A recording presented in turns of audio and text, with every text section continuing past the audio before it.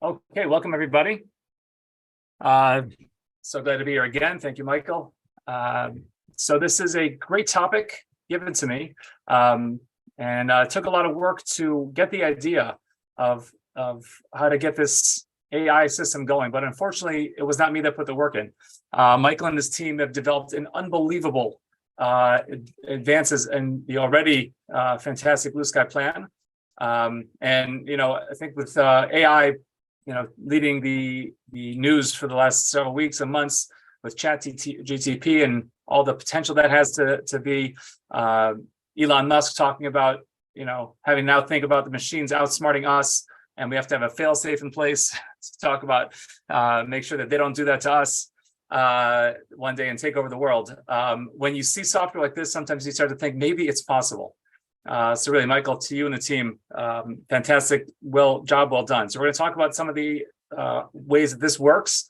And I felt almost like I'm not necessary for this webinar because the machines do the work. But I'm going to walk you through how it works, and I'm going to show you how I utilize it in our practice. And I think, again, as much as AI is great, it's only going to give you a tool to be able to treat your patients. There are some mechanical arms out there doing surgery. One day, we'll be sitting in a room just planning cases, and the arm will be doing the surgery also. Hopefully that day comes before my back gives out. We'll continue practice, but in the meantime, it's really exciting. So without further ado, let's just get to it and let's see how the software works. For those of you who have had the opportunity to download the newest update to Blue Sky Plan, it's already going to be included on there. And let's just walk through how it works. So we're going to go to the beginning, the model master, and we'll start to look at what this can actually do. So let's look at a case here, which I think, for me, the most valuable tool that I use it for. When roots are close together, as much as I can see it in every different angulation here, and I'll look at it, for me, this implant tangential 3 view is my go-to view of Blue Sky Plan. There are different angles you can look at it. If you go to the view, perspectives, you can look at it from all these different areas. But for me, when I'm doing the vast majority of my planning, I'm in implant tangential 3. What that means is 3 windows open of the 1 millimeter cross sections. You could change that from 1 millimeter and play with those parameters, but I like the 1 millimeter sections. And I also like the tangential area because when I place my implant, I can pivot around that implant and see it from every different angle. We'll look at it in the next section when I switch from Model Master into the planning software. But in the Model Master, this is where we're going to look at just the model. So when I open up any CT scan, I actually first will go into panels and go into, from views, perspectives, into the MPR, or just hit the F5 button. And I'll do a quick pathology scan, which means I'll look at it from every different angle, the axial, sagittal, and tangential, and I'll just scroll through. And again, I'm looking for asymmetries anywhere, anything out of the ordinary, and pick it up there. And I often have to do this with the patient sitting in the chair. This way they see, and I'll just explain to them, you took the CT scan. What we're doing is just looking through from every different angle and making sure that everything is otherwise healthy and not yet getting into the specific issue they came in for. And oftentimes what I find is patients will see this on the screen, and if they can follow what I'm looking at, I'll tell them this is looking top to bottom, this is looking from front to back, this is looking side to side. They'll already see, like in this case, a wisdom tooth just hanging out there. And they'll say, oh, wow, is that something I need to do something about? If you have a large pathology lesion, which you'll see in some other cases here, they'll look right away at that, and they'll already be self-diagnosing as we're going. They have to be a little bit savvy and have some idea what an X-ray looks like to do that. If they're not, this is where it really comes in handy. So what I'll do is then I'll go to perspectives back, tangential 3, or hit the F3 button. I happen to like the shaded bones as the perspective. You can look at the presets here, different options. I'm mostly in the shaded bone. I will sometimes be in the MIP, which is more of an X-ray view. And I could change the densities down here just to see a better view. And again, looking at it from different angles as I'm just kind of scrolling through. Patients just, again, love seeing this. and can understand, we could see this in a whole different view than otherwise. But if you're here, you've already been using CT scans, this is nothing new to you. I also look at the bones sometimes. For me, when I'm looking at pterygoids, I find that the bone view gives me my best view of the pterygoids. So when I'm planning those, I see the pterygoids best in this view. But otherwise, what I think is the most aesthetically pleasing view to me is the shaded bone. Fine, so we'll have the shaded bone here. Let's say I want to talk about how tight their space for their laterals are. And a patient coming in, usually they'll have their braces still on at this point, looking for clearance from their doctor. Their orthodontist saying, can I take off the braces yet? And we've all seen the ones where the roots are just pointed against each other like this. Do I have enough room? Obviously not. But I can then segment out these two teeth and show them what exactly is going on. So the way we'll do that, we go to segmentation. And this used to be a really long and tedious process. And if you've ever done it before, you know what I'm talking about. You'd have to grab onto the manual teeth segmentation. And I'm just going to show you to see what, to appreciate how far we've come here. We'll grab onto the tooth and we'll create a box around it. Then we go slice by slice and paint in every slice of the way so that the software knows which these certain density values, and it can help you, but it's still a lot of it's by hand, slice by slice, getting every step of the process until we come up with a segmented tooth. And I've done it a million times, and I'm still not as good as this AI version here. So I'm going to say cancel because I hope to never have to use that again.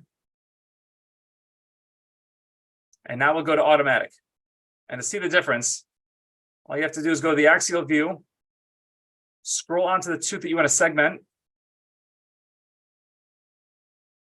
and select tooth, and click on any part of that tooth. The AI takes over, and usually less than a minute, it will segment out that tooth for us. And there it is, segmented tooth. But if you see, it still kind of looks a little rough. So I thought, it's really good, but it's a drop rough. We could just smooth, inflate, deflate to kind of play with it a little bit. But what I found, leave it alone and just hit create surface.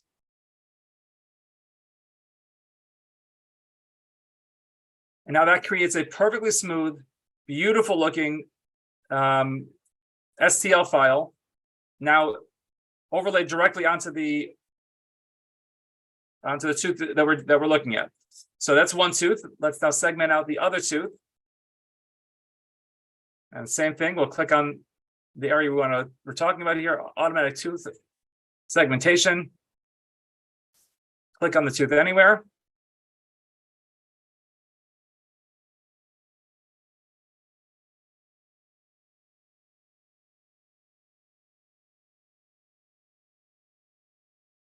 And in less than a minute, we have another one. Hit again, create surface. And now the patient can appreciate what we're trying to do for them here. They realize that these two teeth, which weren't as clear just in the regular CT scan, now it's crystal clear. And I can even turn off the jawbone, make it not visible. And now I just see these two teeth here. And now I'll go into the surgical guide view. I generally am in the advanced, but you could look at the viewing, and the normal will work as well, whatever your comfort level is. I like more buttons to have more options, but if you're newer at this, start with the normal view. It's just a little bit less intimidating. I'll go to implant list and I'll place my implant. This one I've already pre-done. And now with the 3.0 implant, we see we do have space, but we talk to orthodontists and say, we're friends. Don't do this to me. Meaning, make my life easy. Give me more room so I don't have to thread the needle and show off my surgical skills. I'd rather not. Make this very easy that anyone can do this. And I don't need the guide to place it perfectly, but make this easier enough for me that it will be breathing room between them. But it's, again, a doable case. And if the patient doesn't want to go back to braces, and they never do, there's always some major social event that they're having them taken off for. So we could do the surgery. It'll be a success. And I could prove that here. And it makes it very easy to see. But fortunately, this is even easier. And I'll tell you what I'm doing nowadays. Rather than going each tooth by tooth and segmenting it out. I feel like I'm cheating when I do this, but you just simply do create STL file for all teeth. And we click that button. This actually takes like 2 to 3 minutes. On faster computers, a little bit less. So I've pre-done it here. But it will literally create an STL service for every single tooth in the mouth and make them in dazzling, beautiful colors. We can show to our patients how beautiful these are. Change the colors if you'd like. But now we're talking about every single tooth, every root, divergent, convergent. And actually in this one, I'm guessing because of where it was sitting in the arch form and missed the wisdom tooth. So let's automatically segment that single tooth.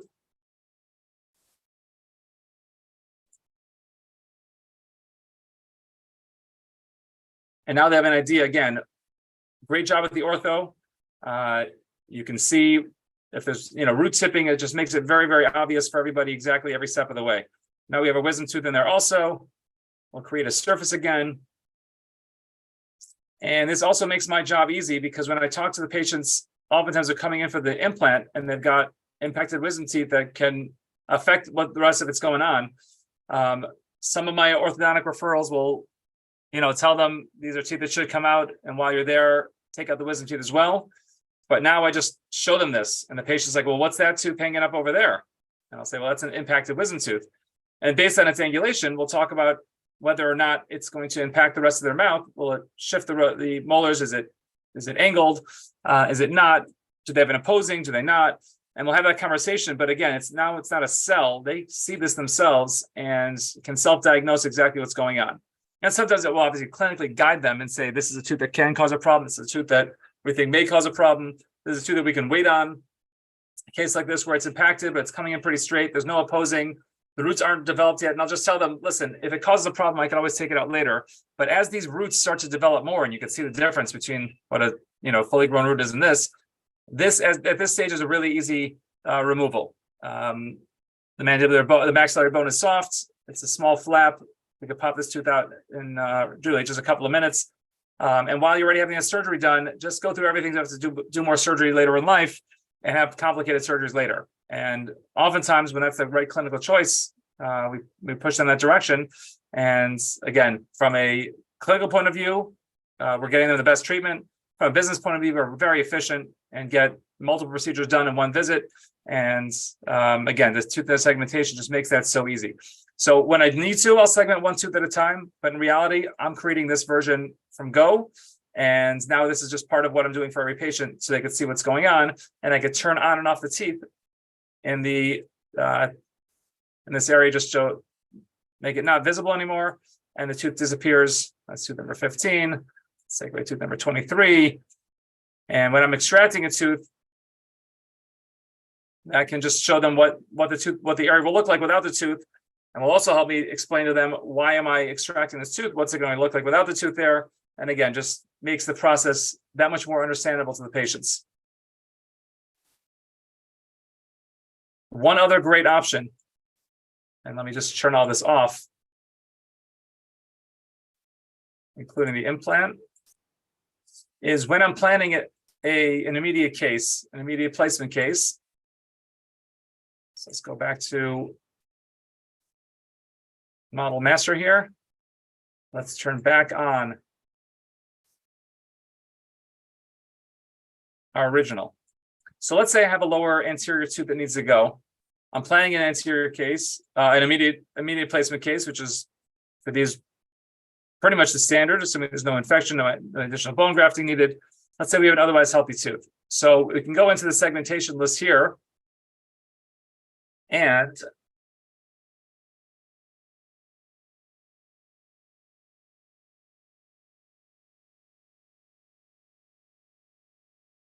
I'm losing here.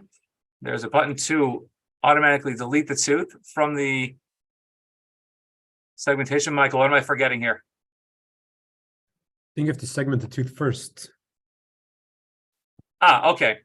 So right. Yeah, segment the tooth first. All right, so let's do that with previously segmented tooth. So let's say we had here our let's say our wisdom tooth here. That'd be a nice example. we have our previously segmented wisdom tooth. Now I can remove that. Turn off the CT scan. Ah, there we go. Thank you. And you can just delete the STL file. Or after you run the segmentation, you have an option to delete it right after it's segmented. Oh, right. Okay, that was it. So let's try that again. Let's segment a new tooth.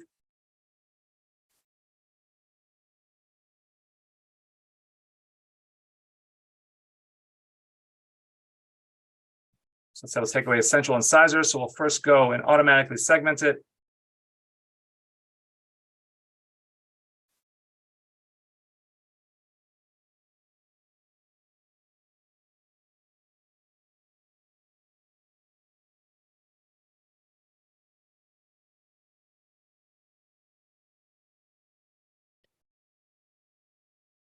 And then you have an option, clear segmentation data. Oh, there we go. Right. So now when I have, let's turn on. Oh, did I lose it?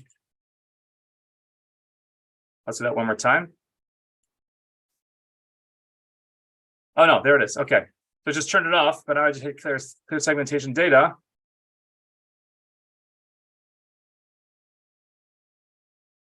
I just ran through this a minute ago. Let's try that one more time. I think I have to have this off. Okay, let's try that one more time. I'm going to segment a tooth.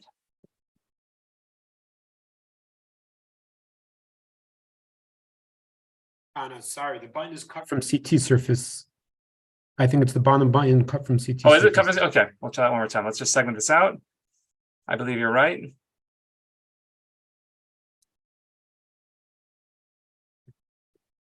Yes, that was it. And where this is particularly helpful is when I take oftentimes I'm taking an intraoral scan, a digital impression of the patient's mouth and overlaying that. We've covered that in other webinars. If you're not familiar with that, it's really a drag and drop process. You drop it onto the model, you tell it maxillary mandible, and it will get you, in most cases, 100% of the way there. If there's a lot of metal in the mouth, it'll get you 95, 98% of the way there, and you can touch it up and drop. So what I'll do in those is I'll segment out the tooth off the STL file earlier, bring that in as a separate file, and it'll mesh right on top. But if I want to bring it into the this CT model, it'll still be present there. So this will allow me to segment out that tooth from the CT model itself and just make that a more streamlined process. Once we get to the point where we are also segmenting out the jaw with AI, it will actually give us the ability to, now that we'll have multiple CT files, segment that out and create a guide directly on the CT scan without ever having an intraoral scan. Obviously, the precision will need to be there in terms of lack of scatter with metal, which we'll certainly be working on as soon as that functionality is added. But that is an exciting time that for those of you who do not have intraoral scanners yet, and the right cases won't even need to just go through that process, it'll make life that much easier. Let's look at another couple of cases, just how this works. But really, it's just a matter of clicking a couple of buttons and having that ability to look at each segmented tooth without having a tedious process of segmenting each one. And where I used to segment out teeth and I used to segment out jaws all the time, I would tell you in a few years, I haven't segmented out a jaw because I'm sending all those out nowadays. When that AI is coming back in, it will be within Blue Sky Plan itself. It'll make life just that much easier. We don't have a date on that quite yet, but again, seeing the process of how this is all coming together, I'm sure it's not terribly far off. All right, this is another interesting case where a wisdom tooth, have a cyst around a wisdom tooth, and just want to show the patient what exactly is involved with removing this tooth. So let's do this as a single tooth here. Go back to Model Master. Automatically segment that tooth.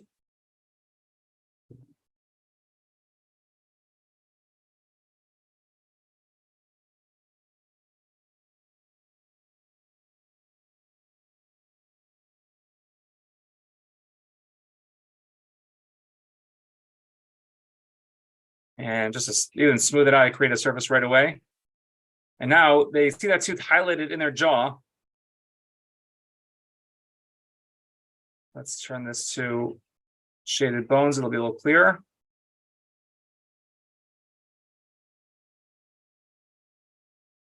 So right there. So I tell them the dark space here underneath it is the cyst that they're seeing on this angle. And they can appreciate when they talk about hooked roots. I mean, these are like Nike swooshes. He's got them on both sides. Tooth is otherwise here in function.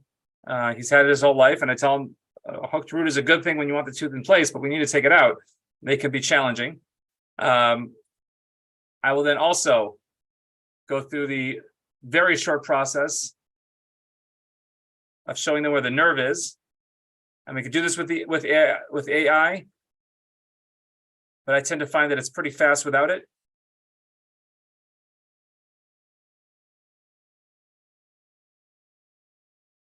Except here where the cyst is, you can't see as it passes through here exactly. But I can see one angle is here. And AI would get confused with the same issue. On a segment of the nerve. And we can see its proximity. And it gets close, but we have space here to remove it as necessary. But we know that the nerve is going right through that cyst.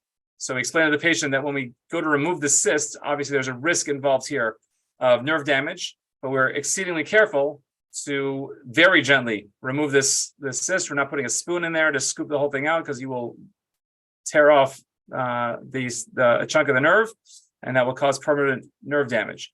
So we talk about risks versus benefits and anything like this, symptomatic versus asymptomatic. But in terms of patient understanding what the process is, it just makes it that much clearer.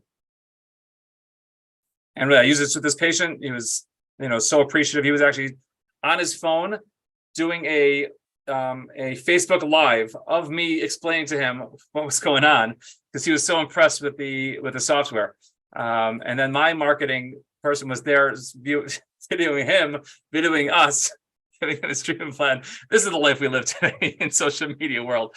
But it was really just a cool process, and be able to really convey it to the patient was just fantastic. But what I would do here again, we'll hit select, create all SEL service for all teeth, and in just a couple of minutes, it will create everything for me, so we can talk about every single tooth. And in this patient, this will take just a minute. But in this patient, his tooth, he's missing a central incisor here, is also fractured. We'll see the fractured tooth here in a second. And we had the conversation about what makes sense here. And you saw the bone was very skinny around that tooth. And I explained to him we can place an implant here, but should we place an implant? And that obviously crashed because I have too many things open. Let's close this one and we'll open the first. Oh no, here it goes, not crashing.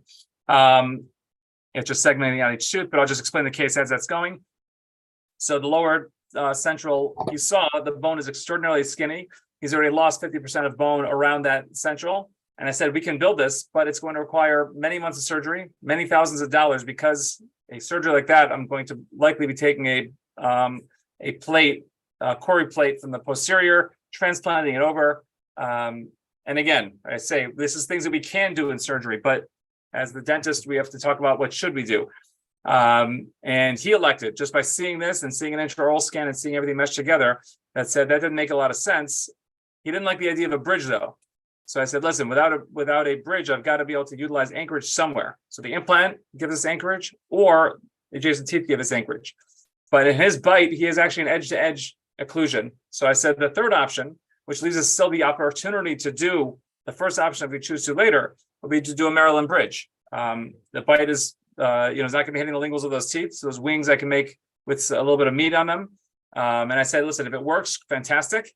If it doesn't work, we can always go back and do the surgery. Or you could change your mind and do a bridge.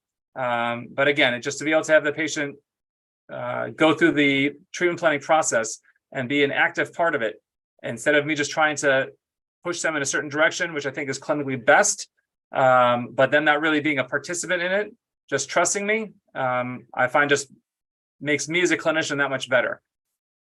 And as you can see, this takes just a couple of minutes. I usually pull it up on the screen as I'm first talking about their case, and it'll run through while I'm just having a chat with them about what they're doing. By the time that's done, 2 or 3 minutes later, it's already segmented out of each tooth. And we can see that here. Let's turn this back into panoramic mode here. And this is the fracture tooth in question. You can see our fracture line. Blow that up for those who are on your phones. Right at the end of the post, which we all know that's the most common place for a fracture.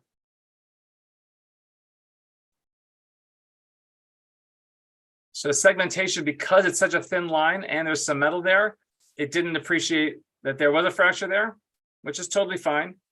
But we understand that there is, and it can show them at different angles. And you can see that actually on here, it looks a little skinnier, and it just pushed them together to merge it, but that's actually a fracture line. And now he understands bone is very skinny. This is the skinny tooth. Otherwise, skinny roots here. What makes the most sense to do?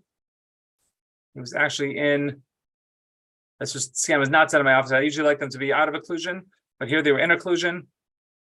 And you can see that the bite here allows for really very minimal occlusal issues. Lower tooth also makes that much better. So he opted to do a Maryland bridge in this case, but the option later on of doing a graft here to add to this case as well.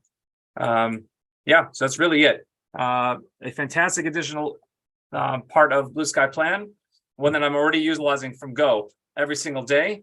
And because, again, my staff can pull this up, it's a click of a couple of buttons. They could do the segmentation for me.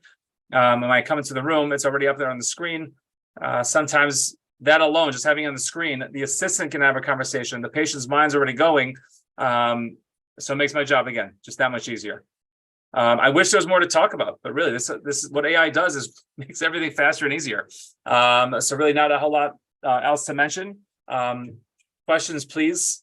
Jump in with them, but like any other add-ons to software, you got to play with it a couple of times just to get the hang of it and how it works in your office and for the workflow. But here, this really couldn't be easier. Click of one button. That's what I use it the vast majority of the time. Get every tooth segmented, and then just go to surfaces and turn on and off the teeth that we want from there. Okay. If anybody has questions, you can enter them in the Q&A box. Have you found that this has changed your treatment planning methods in any way? Or so yeah, in terms of just speeding things up and being able to convey that information to patients that much faster. So yeah, I can treatment plan. I can see the roots instead of studying it after the fact. I'll tell them I'll get back to them. Sometimes when there's CT scans that are very complex, I'll want to get back to the patient. But when I segment these roots, especially in the lateral incisor case, I can see right away. We got plenty of room, and they understand that right away without me having to say a word. I just place the implant, and they see it, and they understand that that's a better situation. Either to move the roots or not move the roots. Can I get it done? Can I not? So I find that it helps tremendously. And in terms of reducing the scatter from the case, do you find provides better visualization? Right. So scatter is to a degree is always an issue, but what I find the newer CT machines do a good job of really minimizing it. Where in the old days, if you had a single filling, it was like a starburst, and that's why you would always see the cases that the CT machines, the companies would show you is by our machine, look how clean everything is. Yet they had all virgin teeth, so of course everything is going to be crystal clear. But you introduce a little bit of metal, and things were thrown significantly. But you see here, this has got significant metal in the posterior, but you see very minimal scatter, and the segmentation really didn't suffer much at all from it. Can you turn on the hints so the outlines are visible?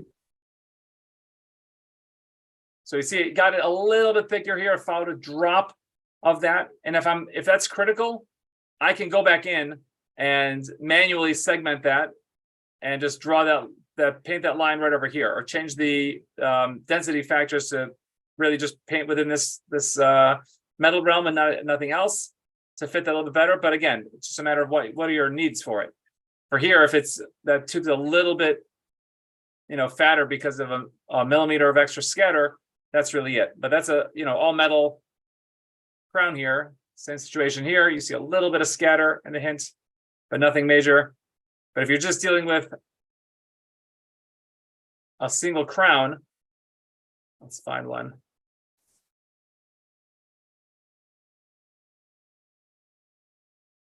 Here, there's a drop. Let's see if you can see it more or less in occlusion here. And you see there's a filling here. small crown, it's pretty much there. And again, that's just based on the CT scanner. So the ones that automatically remove metal artifacts in their algorithm of when they put together the 3D, I find that works extraordinarily well. But again, when you need something super, super precise, and you have someone with a ton of metal in their mouth, then we have the option of creating a scan appliance, and we can still do it the old-fashioned way. And it's important to know how to do those ways in the right cases. They're still necessary every now and then, but this, again, for 90+% of cases, makes that almost obsolete. There's a question that came in asking if we can make a tooth extraction guide by using this third molar tooth segmentation. A tooth extraction guide. What do you mean by that? Meaning where to create my window? He wrote tooth extraction guide. I don't know. I'm not familiar with the tooth extraction. So I hear, if I'm understanding your question right, I've never thought about it like this, but like we'll make sometimes a lateral window guide, which will create the window where we're drilling through to be able to make the opening in just the right spot. If you've seen that, we've been doing that for years already, and those are helpful. If you're talking about the same thing, a tooth extraction guide, which would mean I would just create a guide with a window where I'd want to cut through the bone to get there. Yeah, absolutely, that would work. Okay, on the mandibular, it's probably going to, again, it's going to be a much larger flap to be able to push everything away here, but it's still certainly doable. And actually, in this case of the cyst, interestingly, it's pretty much gone through till the lingual plate and almost perforated it. You can see it's a couple of spots looking, it might be perforated, it might not, but he's got no symptoms, no drainage whatsoever. So I'm going to guess it's not yet perforated, but it's right on the cusp. Hypothetically, I could make a guide on the lingual side to have a window here to be able to push through and take an aspiration biopsy of what's there to rule out what's there. Although surgically, it's not what I would want to do here. I'd want to remove the cyst in its entirety, and it's likely caused by the tooth itself. So we'd be extracting the tooth itself. But in theory, if that's what you're referring to by an extraction guide, that's the way I would go about it. Okay, there's another question that came in. Can this feature help us merge high scatter DICOMs to STL? So it's still going to be and Michael, correct me if I'm wrong, the scatter is going to affect the STL fabrication of each of these individual segmented teeth. The same way as then that, I'll say this, I have used it in already a number of cases, and that's actually something I should have put in here, where I will, when I'm segmenting them back together, I can see it a little bit clearer on the STL. Although I know the scatter would have altered that slightly, I can just visualize it better of the merge together to make sure that I'm really as dead on as possible when I'm seeing them in different colors rather than just seeing the outline of the tooth. So I will say that when the segmenting goes on, it does make it a little bit easier. Yeah, the segmentation is meant to remove a good amount of the scatter, and I think that will continue to improve over time. And I think the idea is a good one because essentially, instead of merging, right, when I'll now drop my STL file of the intraoral scan in and it merges together, it'll get me again really, really close. Sometimes as I touch it up a drop, seeing it with the colored teeth in there does help. Yeah, I'm also wondering, we could probably merge the model or the intraoral scan directly to the STL files of the teeth instead of doing the model to CT. That might be another technique as well if the merge is that's actually interesting. I'm going to write that down and give that a try. But instead of merging to the file, I'm going to merge to the STL of a couple of clean teeth. It's actually a great idea. Thank you, whoever put that question in. Because sometimes it's not so much that you have a bunch of virgin teeth or very well preserved teeth without scatter, and then you have a couple of teeth that have a lot of scatter that are throwing that algorithm of getting your whole arch. What would make sense to do here is just take let's say 5 or 6 super clean teeth and merge my STL to those positioning will get me where everything else in the arch. And if I have them spread out across the arch, that actually could be a great technique. So thank you for that question. Hopefully by the end of the day, let me get a YouTube video posted on that. So either you follow my page or we'll maybe post it onto Blue Sky Bio. But I have a feeling that's going to work really well. Let me try and find a good case with a few badly scattered teeth that have an STL file of their mouth, and then we'll merge it to that. And I think that'll come out really nicely. Can you pull up the export screen actually? Go to File, Export? Yeah. Export data? Export data, yeah. Nope, why am I offline? Okay. Do I not have any license on this computer? It's possible. No, that's not true. I just exported stuff from here today. It's the webinar Murphy's Law. Okay, anyway. All right, anyway, yeah. But when you get to the export file, that's odd because I think we have a button there now that says combine surfaces. So you can or actually you can export it as, you could certainly export it already in terms of either preserve face groups where they're all separate, or you're exporting the whole thing as one file. So yeah, that would work also. And you can mesh those together and see where, if there's any deviation, how much deviation there would be to really see how well this is, these services are coming out. It's a good idea. Yeah. Okay, great. Okay, see, we learn more from giving these webinars than we do from taking them sometimes. Yeah, definitely. I mean, the feedback that we get from the Blue Sky Bio community. 100%. That's how Blue Sky was built. Definitely. The user group, whoever's not part of the Facebook user group, I definitely recommend. It's a great community. There's a tremendous amount of great ideas there. That's the first place that we post any information regarding new features, new functionality, new releases. And there's some fantastic clinicians there who are very generous with their time and their feedback and their advice. So the Blue Sky Bio Facebook user group is a fantastic resource as well. Absolutely. Okay. And I'll say that one of the biggest things of how Blue Sky was built was really on that concept, where because we're a small company, taking just sometimes these small pieces of advice from users and being able to be a small enough company that we can introduce them quickly enough that it's hitting market, very fast, and you get the next update and it's already there. Yeah, it's just, I feel like what sets this company apart from many others. Where I remember earlier in my career, you'd go to meetings and you'd sit back and listen to the presenters and say, wow, this is cutting edge stuff. This is stuff I have to try. Fast forward a few years later, where these user groups started really picking up steam, and the old days of Dental Town, before we had a Facebook group, I would now show up to lectures and say, like, I've been doing that for 2 years. Where have you been? Like, and we're just moved so fast because someone used something, try it, tweak it, 5 other people will give their input, and you've got a whole new method of how to do something that didn't exist, and it's already, out in the public being used. So if you're not already part of those user groups, they're a tremendous, tremendous asset.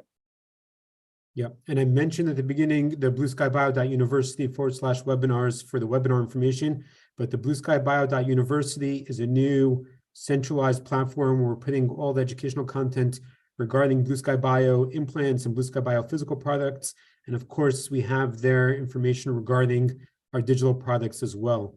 So you could find their training tutorials, information regarding upcoming courses, face-to-face, online. Oh, while we're discussing that, Dr. Mikhli, if somebody wants to know how they can learn more and get in touch with you, attend courses, where can they see that information? Yes, you can find me as Rob Mikhli under Instagram, Facebook, YouTube. Everything's posted there. If you're interested in live hands-on courses, I'm getting one in the end of June in New York in my private office. We're going to be using some live surgery cases there as well, going through start to finish. It's really I would say, beginner to intermediate implant course, going through every step of the way, but we keep this courses small, so really customized to every person there. So yeah, if you're interested in taking next steps in surgery, we'd love to have you. Okay, yeah, and I think information regarding that course as well is on the blueskybio.university. So 100%.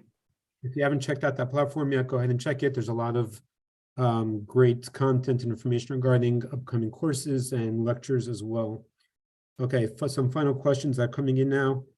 When planning a surgical implant guide, we can now do tooth segmentation and will not have an error with seeding the guide, the software guide tube error, even with the STL file still having the tooth. I'm trying to follow that. That's a question. question. I'm assuming you're saying, can we now have this tooth segmentation, not have an error of seeding the guide, even the STL file? Okay, so So the software warns you if the software guide Right. tube, if the ground software guide tube conflicts or with the model, then it tells you that there's an error. So Correct. you'll still have that coming up because it's a warning telling you, or if the software is thinking or deeming that you're not placing the software guide tube correctly, or if there's some sort of overlap. So that's still there. That's still there. I think it's Or if you're talking about sometimes where it's the built-in, let's say if you're using the Blue Sky Bio fully guided kit, we have a built-in offset of 8 mm. So if your implant is deep enough that the 8 mm is not poking out of the STL file yet, when you print your guide, the tube won't have where to sit. So you've got to increase your offset, which we've talked about in many of these lectures, specifically about guides. So with this, again, once we get to a point where you can automatically segment something out, let's say you have a tooth there, you've had to remove the tooth on the STL file that you are creating the guide. So if we do get to a point where we have these exported as one unit, and we've already subtracted that from that tooth from it, that would technically is one new STL file, be able to create the guide on that and have the tooth already removed. Otherwise, you have to just, whatever STL file you're using, just somehow extract that tooth, which we have many videos in Mesh Mixer how to do that. ExoCAD will do that automatically, and some other softs will do that automatically to your STL file. We don't yet have that functionality in Blue Sky Plan. So Corey actually threw out a tip and trick during his webinar about extracting the tooth from the STL file to use the CT segmented tooth, do a Boolean subtraction. Boolean subtraction, okay. And then yeah, it makes extracts sense. the tooth, and you also have the actual shape of the root in there to create a proper extraction. Right.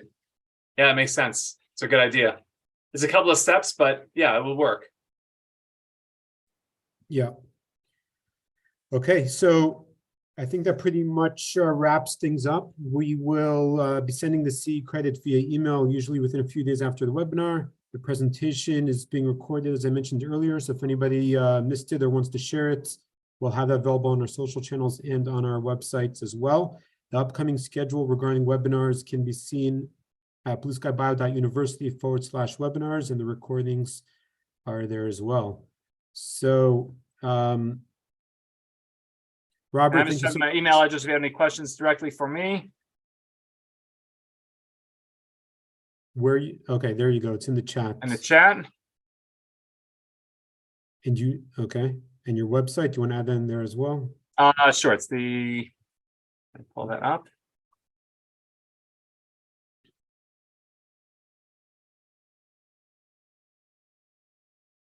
It's a long word. It's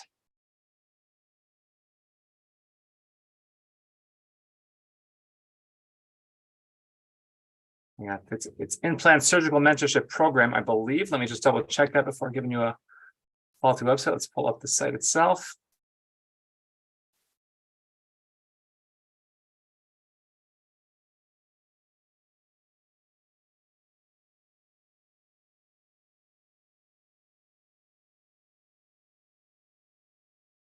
Yeah, implantmentorshipprogram.com. Let me cut and paste that in.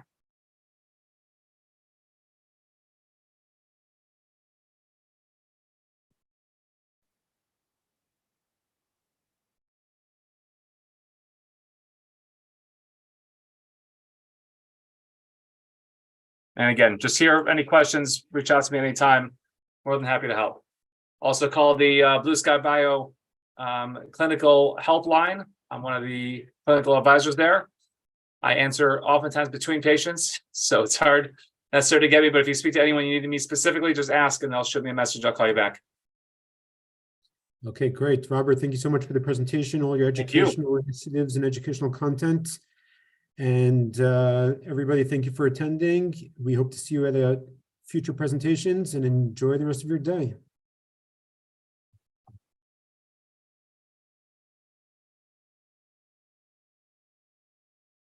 Okay, we are no longer recording, but we're still audible and seeable to everybody.